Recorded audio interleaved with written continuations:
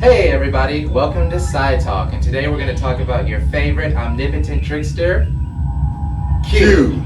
Cue the liar, cue the misanthrope. Cue the miserable, cue the desperate. What must I do to convince you people? Die.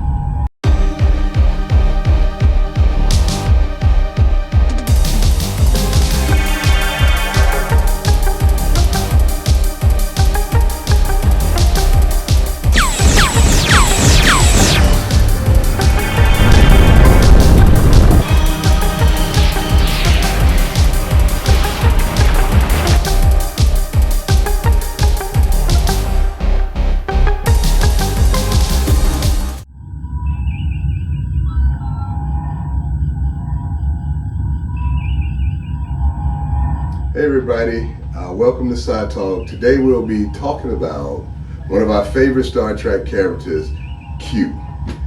Q is something that is an enigma, but not really. We peeped his game early on in Star Trek, from the first episode at Farpoint Station, when Q began to mess with the people. We pretty much peeped his game. Yeah, Q is definitely, when he first came out, he appeared to be a certain thing, but as you see him more through the different episodes and you get to go through more of his tricks and his ploys and his schemes, you get to learn more about Q and see that he's more than just, I guess, some omnipotent killer who's just coming to rule or something, or just some villain who's straight up just antagonizing them.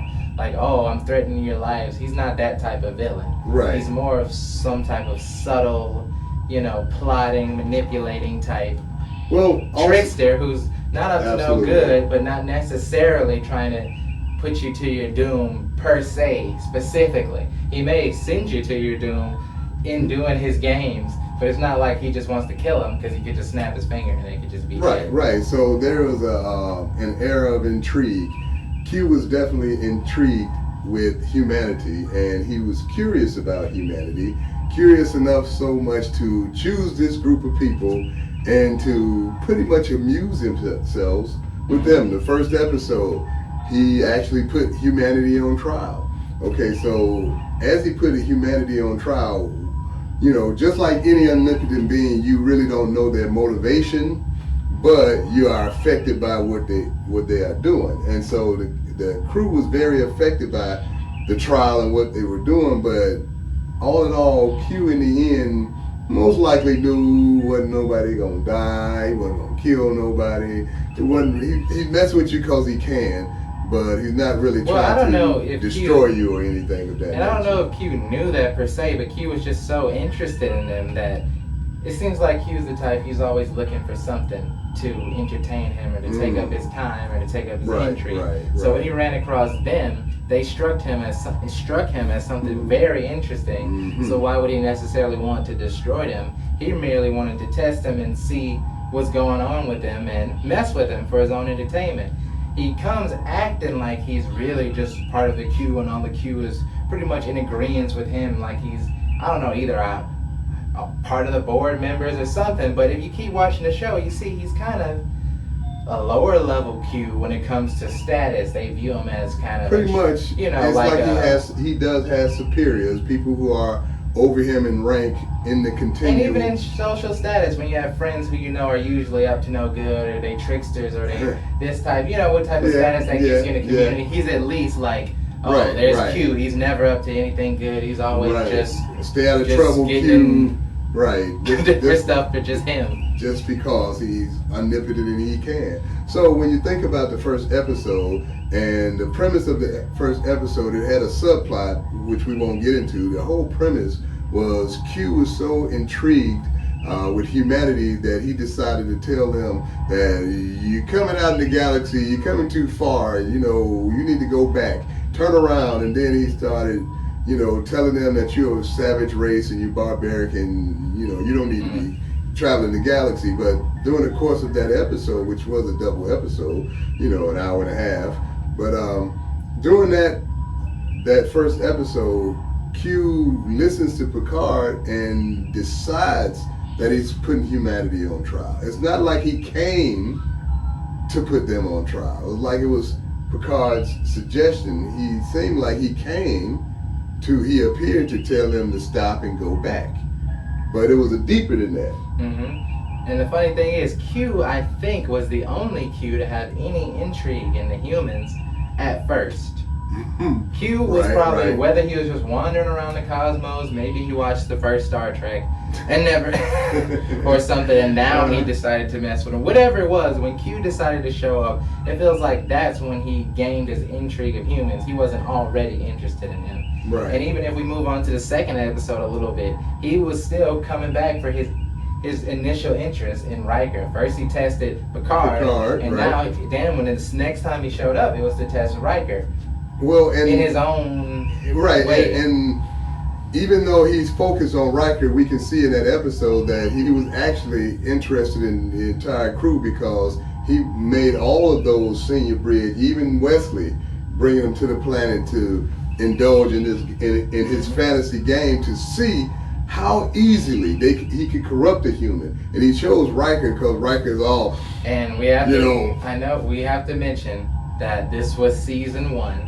So a lot of these plots and the way people were acting was very goofy, to say the least. To say the least goofy. Because some of it was just not kind of nonsensical, especially when you see how people changed or how when they really got used to their characters and the writers really got the freedom to do what they wanted to do and really make Star Trek TNG what it was. It got to be a little bit more, deeper and more interesting and less dramatic and silly because. Right. I guess we can go ahead and get into the episode. Q just shows up and is like, hey, I got some games to play, and I want to get Riker powers. And he's acting like, I guess it may be true, but he's acting like the Continuum's also interested. Right, which we think that was one of Q's lies. Yeah, so Q, like you were saying in that second episode, he just showed up with games, ready to play games, ready to think of something. And he chose Riker, but he showed an interest in Riker because he knew he was really matching wits with the captain. He was saying, can I turn your first officer against you? And yes, he can. He did turn Riker against Captain to the point where he showed him no respect anymore. He started calling him by his first name, and he started demanding things that you And the way it was portrayed though was very silly because within 2 seconds of Riker using his power, he's like, right. Now he's just Jean-Luc. It's been about 10 minutes since I. Also, he uses his powers in the weirdest way. Well, his whole demeanor in that second episode when he was just standing with his arms folded like this, as soon as they got back from the planet, he saved them. Wesley was stabbed. Worf was stabbed. Somebody else was probably stabbed. But he decides that he's going to use his Q powers to save them all. And within a second, he's back, like you said, back on the bridge, just like. And then Captain is, asking him questions, and he just standing there and looking at the Captain like, I don't have to answer your question. You're beneath me. I'm a Q. I'm a Q. I get they're saying power corrupts and absolute power corrupts absolutely. But he went from I don't even like you. Right from want your power. You're the joke, Q. That was funny because he did transition from laughing at Q and saying, Q, you this, that, and the other to I'm a Q. I have the greatest power. Wesley, nobody fear me. Don't fear me. I have not changed. Wesley, do you want me to take some years off your life in this movie forward? I have not changed at all. But anyway, that was an interesting episode. It felt like more of Q being Q. Well, now, I do believe he talked to the Continuum, and maybe they said, all right, you're right, the humans are interesting. You're the only one in this sector who happens to care. Mm-hmm. But they're interested. You can try to seduce one into our group so we can learn more of them. Because that's what he said. He wanted to make a Q, make a human part of the Continuum so they could study how human. Now, this is a big deal. Their human fascination of growing and continuing to get better. Me personally, I don't believe Q. I think Q was just making that up because remember at the end of that episode, the Continuum kind of punished him and set everything back the way it was. Okay, that's a good premise. Not saying it's wrong. I think Q made it up and Q got slapped on the wrist. For even giving Riker the powers and all that type of thing. Right. Well, Totally, he probably didn't give him any for real powers. He gave him powers to do the little parlor trick stuff that they call, the little tricks. But dude, he probably couldn't have moved the galaxy. We can't totally dismiss all of the episode. We can. But I do feel like there's some ambiguity on whether Q was completely honest on how much the rest of the continuum was involved. Maybe a few people in the continuum was like, yeah, go ahead, do it. Maybe not. We don't know, for real. But moving on, the next time he showed up, I think, he lost his powers. No.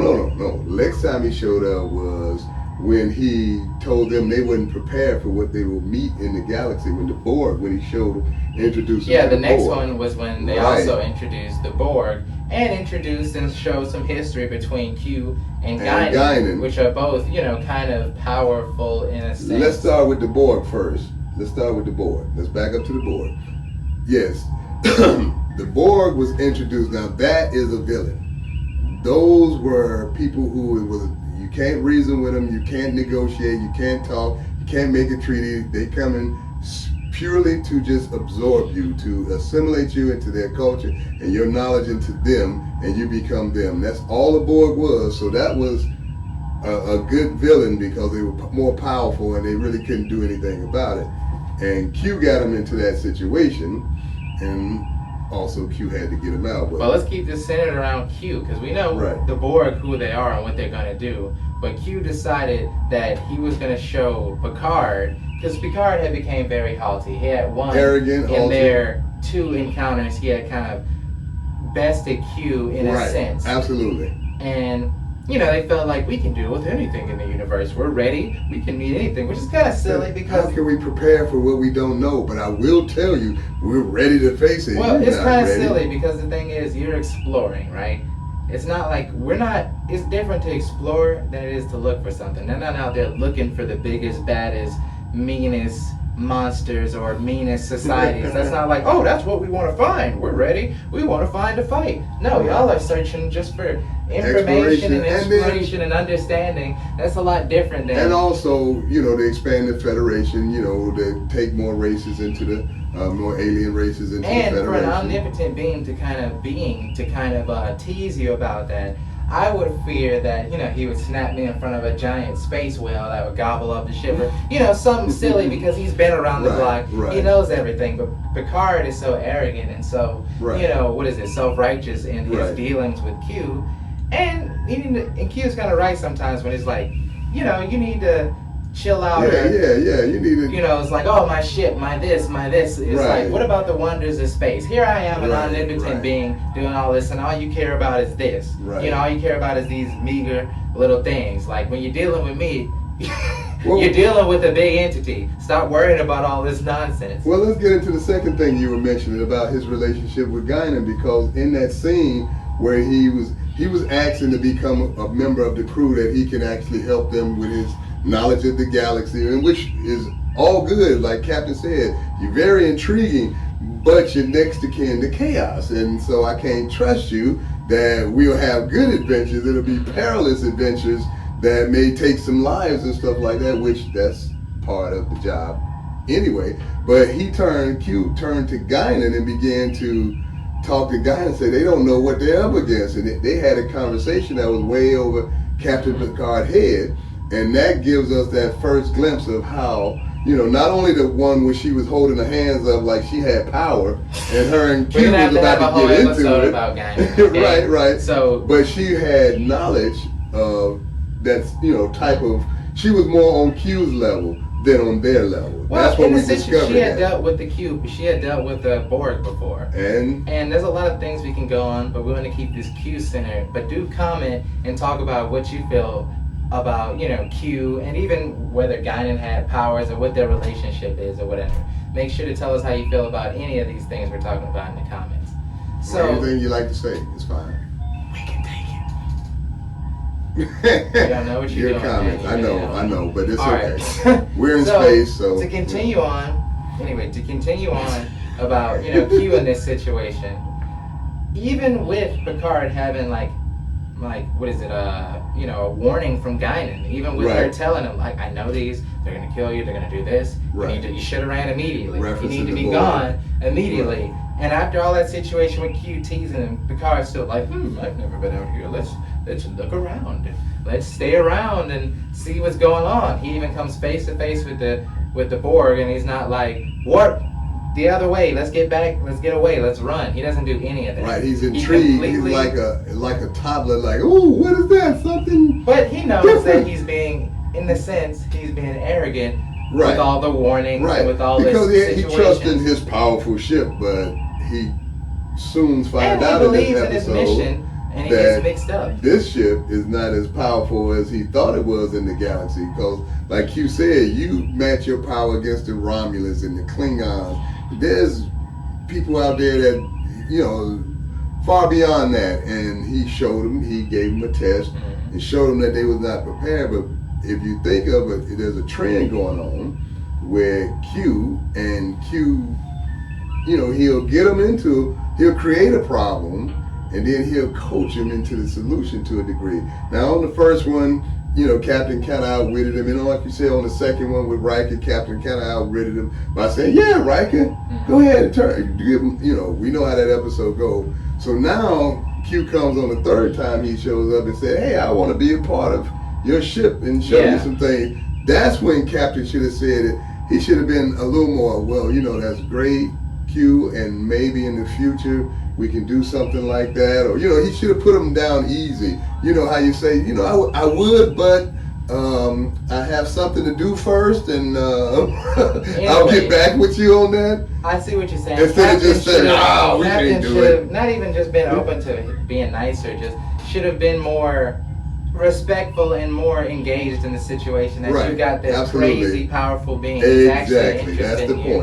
And you might have to humor it a bit for your safety to a degree, because this is the third time meeting him. He still could turn out to be, this is a TV show, so we're not knowing this is going to happen. But if it was real in a sense, this being who you barely know could get pissed off enough to kill more people, or hurt more people, or just kill everyone, destroy your ship. Even though that's unlikely, he still has the capability. So for the defense of your crew and stuff and being safe, it's best not to incite him to anger. But I want to talk about what he's done so far. Like, if we think of the first 3 episodes and like what is Q doing, what is his goal or purpose, it's like you're saying, he's putting them into situations and goading them to the solution. So he's kind of seeing what they're capable of. Absolutely. Seeing how much they are compared to them, where they are in their growth. And so the next episode is when Q loses his powers.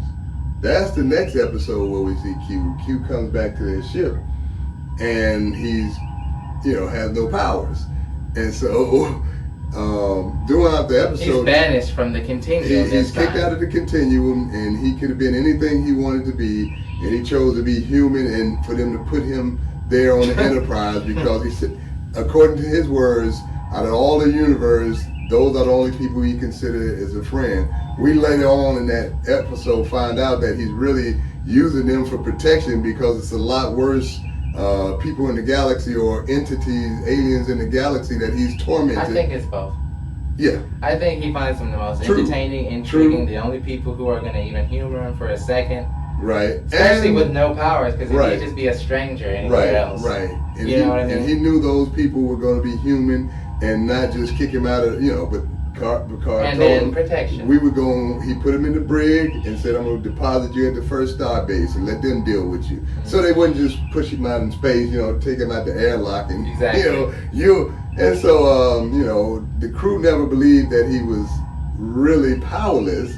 And Guinan, she proved it real quick, because when they were in 10 forward, and Data was telling Guinan, well, we're not really sure whether he's human or not.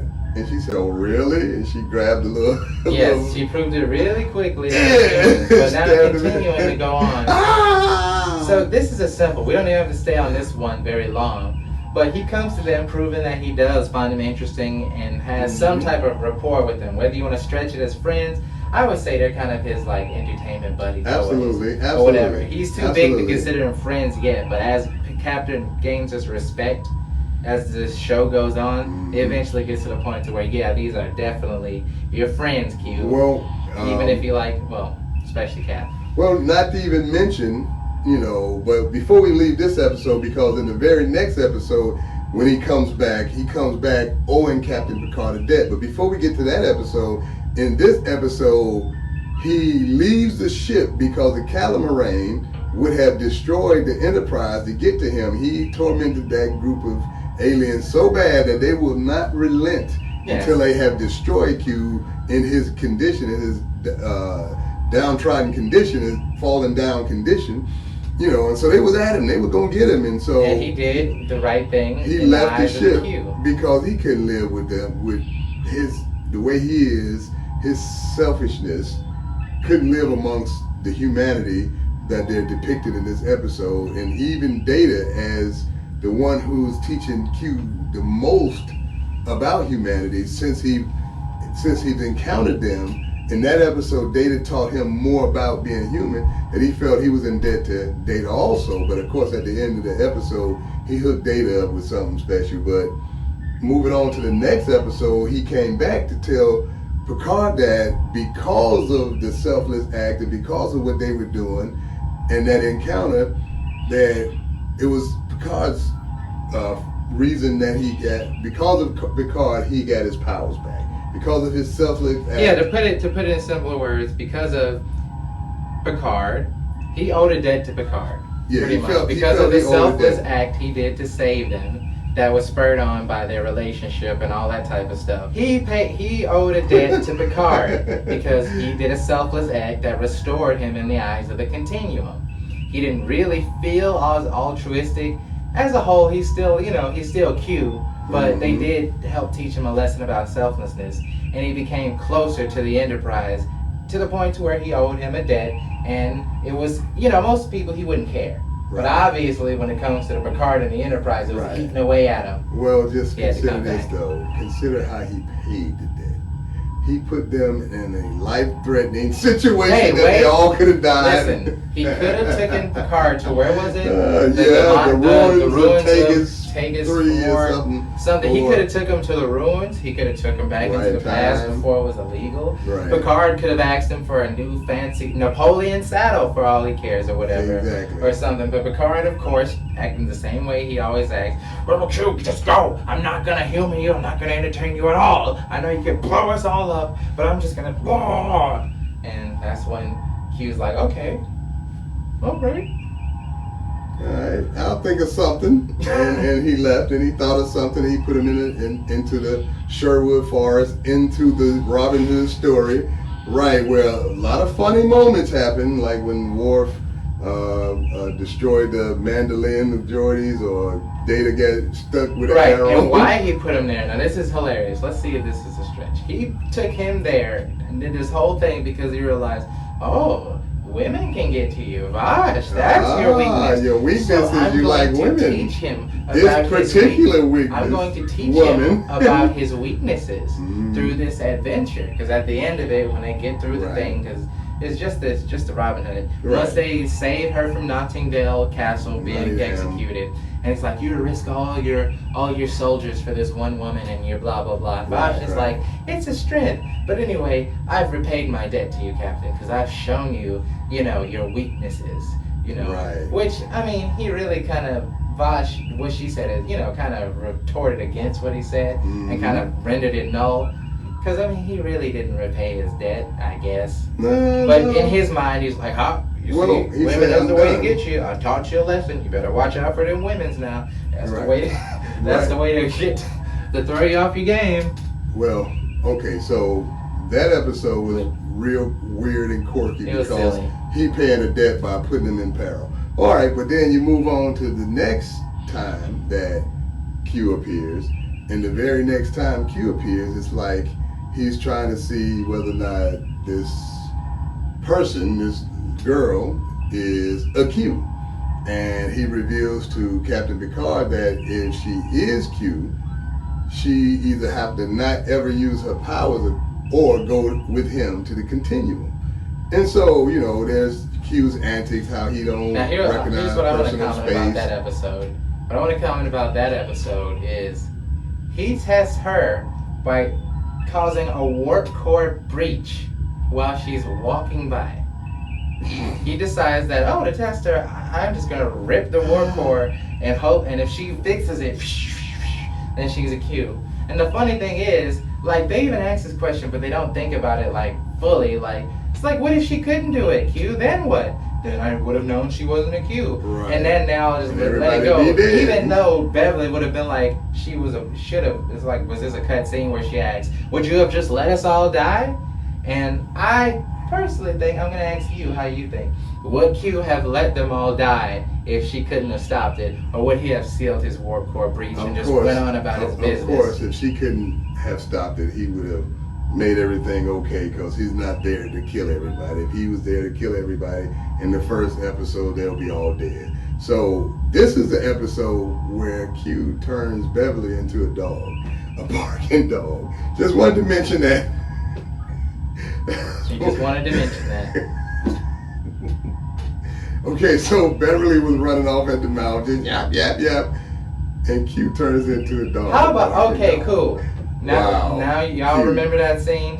Beverly barking dog. Now back to the overall thing. We learned that the Q apparently can have children.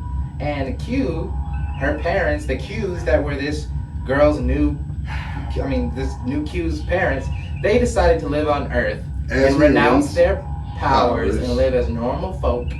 Q had to find out whether she was a real Q.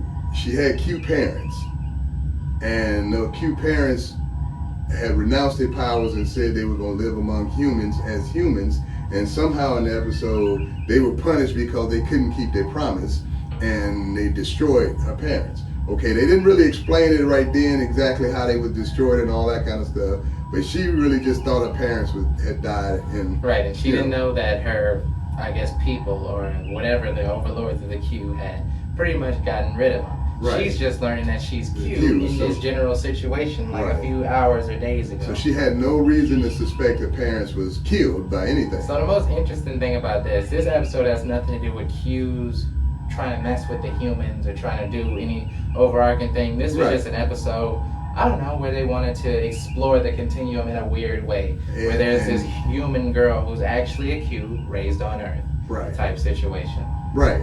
And she don't know she's a Q, but the thing about it that happened in this episode what made it like, it's kind of like Riker in the second episode when he got Q powers.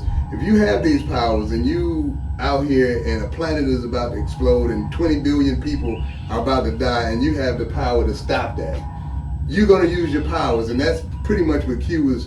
You know, he could have came and just snapped his finger and she would have been away from the Enterprise. Or you're some irresponsible young horny person who sees love interest on the ship and you make some crazy fantasy and try to force them in. And she realized that, that ain't the right way. And then she decided to accept what she was. Right. And pretty much Q had a new Q to take back to the continuum. She said that if I have a choice, I'm staying. He said, you can never use your powers again. And then she walked on a bridge where all the people was about to die. She just couldn't help it. 2 seconds later, she couldn't help saving a whole planet. Especially in that situation, maybe she goes sits in the forest somewhere. Or just not space travel and stay around a cabin in the woods and fish all day. And that's essentially the same thing. That's what I'm saying.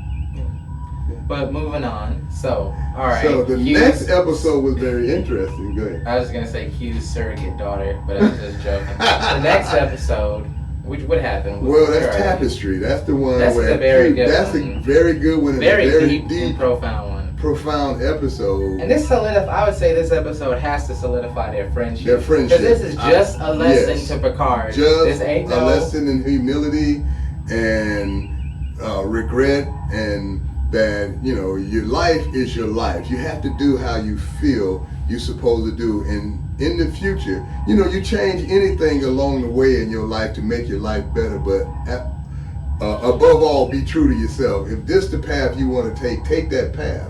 Don't say, I wish I had taken this path, because when you take this path, as Q showed Captain Picard, that when you take the safe path, you end up somewhere in safety, but Well, not here's as the thing, exciting it's as not your even- life that when you was risking your life to do. It's not what you want. You ended up being somebody you didn't want to be. I would say that it's especially showing that you have to accept your past. You have to accept what happens. You may make a mistake, but even those mistakes played into you learning and becoming who you are. Exactly. And if you go and cherry pick the best moments from your past, or cherry Or pick the regrets, worst right. and change all of them, like in this situation, he wouldn't There's a change. domino He effect. getting stabbed and fighting in the bar. He wouldn't change, never taking up, trying to do a relationship with his friend or whatever. He never. I mean, he changed all these regrets that he had, and it ended up changing his life to a way that he couldn't recognize and wasn't about. And He didn't never wanna learned be. the lessons that he needed to be to become the John Luke he was. Right. So those played a big part in acceptance and understanding, because you can have something bad happen to you, and you can be bitter and resentful and let it destroy your life, because there's no cue coming to let you change it. Right. But if you were to change it and realize what you became afterwards, you most likely would not like You would what rather see. have learned those lessons, no matter how hard those lessons were. You would rather learn those lessons and be the man you are today than to regret and change those lessons and be something totally different that you can't accept. Captain Picard said, I would rather die on that table than to be the man you just showed me. And that was a profound statement and a profound lesson that Q showed his omnipotence and his intellectual superiority by putting Captain Picard in that situation and showing him, he urged him, though, he goaded him about, there's nothing you regret, you sure you don't regret? Like he started at the beginning of the episode, and you're in heaven, you're dead, and I'm God. And he said, the only regret I have, Captain Picard said, the only regret I have is dying and seeing you here in heaven with me. You know, and so, of course, he's like, you're not God, and like, how blasphemy. And it was a pretty comical encounter, but he convinced Captain Picard to think about something that you would change, you know, and you may have not died when you died. What would you change? And see, death is definitely something that people were like, well, if I can change something and not die, I'm going to change it. So Q baited him. He baited him real good because he wasn't dead, obviously. Yeah. You know, he didn't die for real. He was probably still on that table. And that's what I was going to ask you. Do you think... No. Now listen, let's ask the question now, and people can talk in the comments. Do we think Q helped him survive any, or he was just in a near-death experience that Q took advantage of? I think the latter. Would he have died if Q hadn't have been there? I don't think he would have. I don't think he would have died. I think he would have been okay. Now, it's a possibility in the real fictional timeline of Star Trek that he could have been in peril to die. But, of course, we know, being a lead character, he wasn't about to die then. Of course. And so they would have kept on, you know, they would have healed him somehow. But we definitely can surmise that Q had interest in him that is deeper than when he first met him. It's more of a friendship, trying to teach him a valuable lesson that most other people don't ever get to learn in such a profound way. Absolutely. And yeah, that kind of solidified them as adversarial, you know, acquaintance, friend people. You know, friends that you hang out with, but you kind of, you know, yeah, like you said. Well, let's get into the last episode where Q appears in Star Trek: The Next Generation. Yeah, this is one of my favorite episodes too. The last episode of Star Trek. Right, the last episode. It's a double episode, like the beginning episode, and Q is the main central character.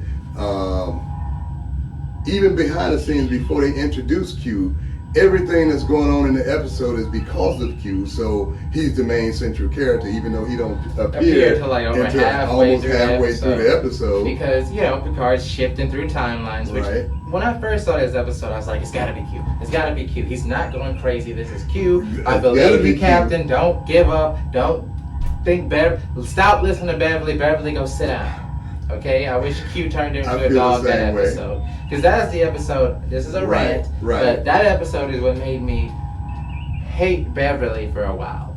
After a while, I got to chill out and stop being as hard on her. But it's that episode where she's just like, Captain, forget what you say. I'm the doctor. You're going crazy, and you need to sit down, you invalid. Okay? I know all of the different time-traveling shenanigans and aliens and Q and all the different stuff we've been through.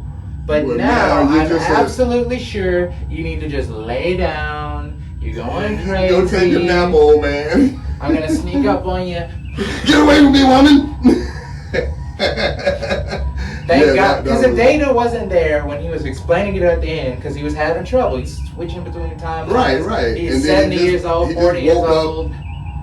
70, 40. Yeah, he's 70 years old. 1 second and 30 minutes later, he's 40 years old. Back and shifting through time, between, right? You know, it's disorienting, as they're saying. Absolutely. And he's trying to explain his deep science thing, and if Data wasn't there, and maybe even if Geordi wasn't there, it would just been like, okay, you need to go to bed. And she would have stepped up on him and got everybody believing hypo spray.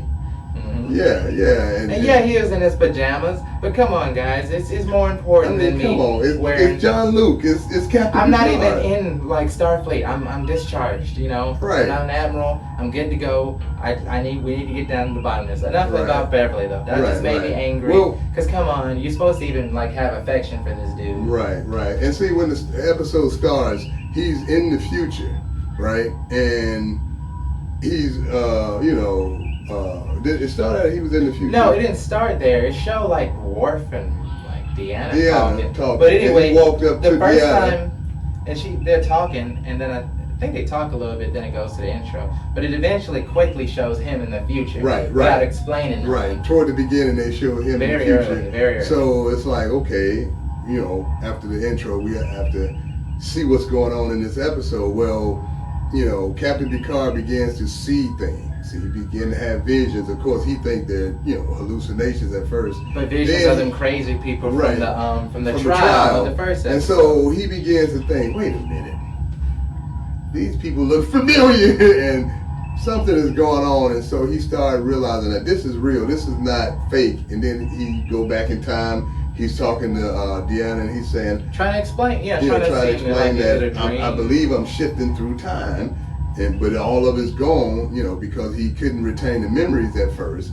Then as it went on, he began to retain more and more memories from each time frame to solve the mystery. Mm-hmm. And so when he realized that Q was behind it, that's when the episode takes a turn for, okay, now we got to figure out what's going on, how we stop this, and why humanity is about to be back destroyed, on trial, and all of that stuff. And it's a very good harkening back to the first episode in a way that makes the first episode even better than it really is. Absolutely. Like, them together, like, make it more of a cool thing, like the beginning of the show, and then capping it off with the Q and his trial for humanity, and saving humanity because of what's going on, they create this anomaly that gets worse and worse the further back in time. And let's talk about that anomaly. So Captain Picard created the anomaly by having the Enterprise shoot that beam in the same location in 3 different time frames. So it's he caused humanity to be destroyed, but when you think about this, he wouldn't have been in the neutral zone doing anything had not Q had him shifting through time. So Q caused the problem again. It was Q's fault that humanity it was another test. It was another test. And this time, could he evolve? Let's see. Counter fire point, I think he was just taking advantage of that situation. He didn't create it. Absolutely. The next time he creates a situation. The next time he creates another situation where they see, you may be this, you may be that, but can you humble yourself? Because another man would have died. Right. I've killed members of your crew. I've done this. You know what I mean? Yeah. Somebody be like, you're an enemy. You've killed me. Like you can see a military sergeant from today. Like, no soldiers, you killed them, bro. Well, we can't fire at Q. I'll never, Absolutely. And it would have to been a mutiny to get him to, that type of person to, ask Q for help. But anyway, Picard, being who he is, finally gets over himself, which is cool because he grows. He starts from hating kids to loving kids and family. He starts from being, he's self-righteous in a good way, but he was unbalanced and too much another way, and it took it took Q to knock him down a few pegs. Right, absolutely. Right? And now we're at the end of the show, and he's testing him with the biggest test ever that can destroy all of humanity if he don't figure out the mystery. And he figured out the mystery, and he took him back to that location to see the original forming of the anomaly. And then they had to put their heads together and figure out what to do. Of course, Data figured out what to do. And then of course, was it a static warp shell, warp bubble? They needed to go inside the anomaly in multiple all three time frames and do the same thing.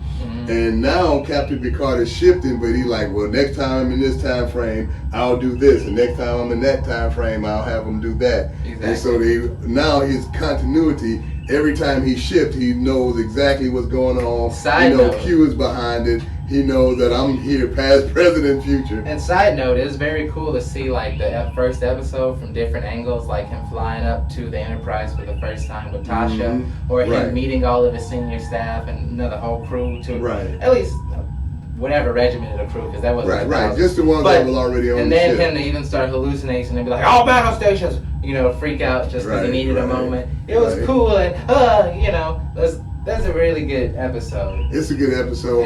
The whole TNG series, even the quirky first season, all of it, we can take pleasure in enjoying that. There's so many funny moments. And of course, we'll do a greatest funny moments or top 10 funny moments review sooner or later. We'll do that because there's so much in the episodes, even with Q. Q does lend for some very funny moments when Captain Picard that's why he keeps coming Captain back. Picard He's a total how little he is, and he'd be little to him and be just talking down at him, and it's hilarious. Cause you know what? I know why they like Q so much. Because there's the only person that Picard really can't contend with for real. There's nothing he can do about Q. Absolutely. He has to play by Q's rules. Absolutely. Even like when they're talking and he takes him far away from the ship because I promised I'd never come back to your ship again. And then he had to make the deal, and Picard's like, I'll just sit here. The ship will go on with a record, Captain. He's like, will you chill? And he's like, come on, man. Where's your sense of wonder? Where's your sense of, adventure? Here I am, this crazy being doing all these stuff, and all you care about is, I've talked about it. But yeah.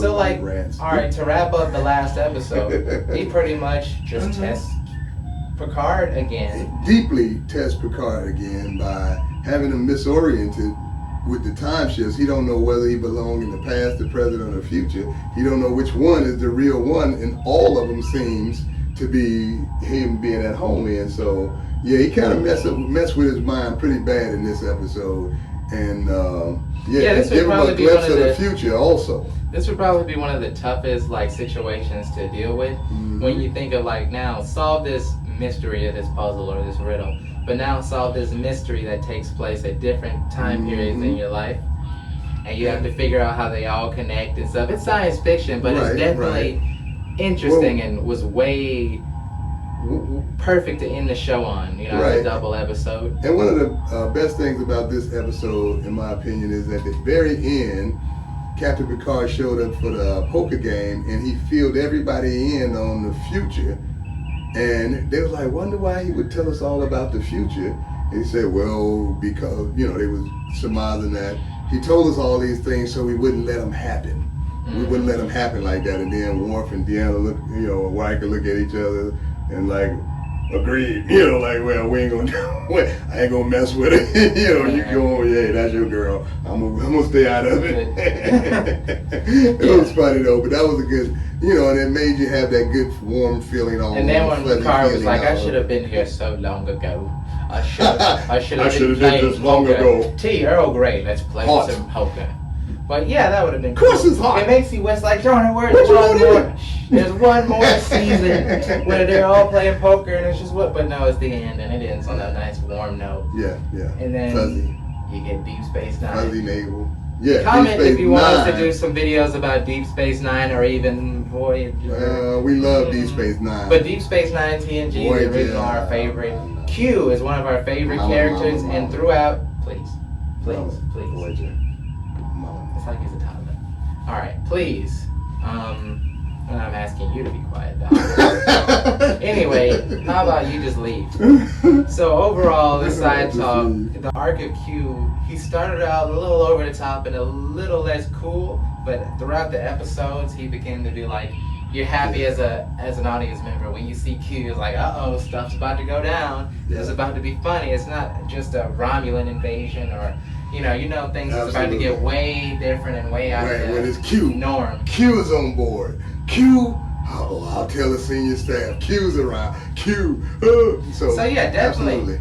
Hope you make sure to like and subscribe and comment. Tell us what you think about Q, or what's your favorite Q moment or episode, or was Absolutely. Q really their friend? Was Q really in line with the continuum, or was it just all his antics and just playing around until he finally got in trouble?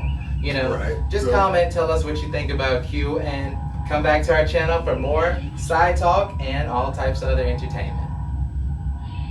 Like we do music, we do other things. Right. Oh wait, look at the time. Hey, O'Brien, beam me up.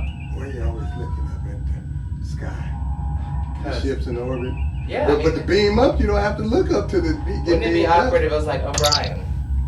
Beam me up. How about O'Brien? Beam me up. But what's the fun in that? No fun. And that's your problem. No fun intended.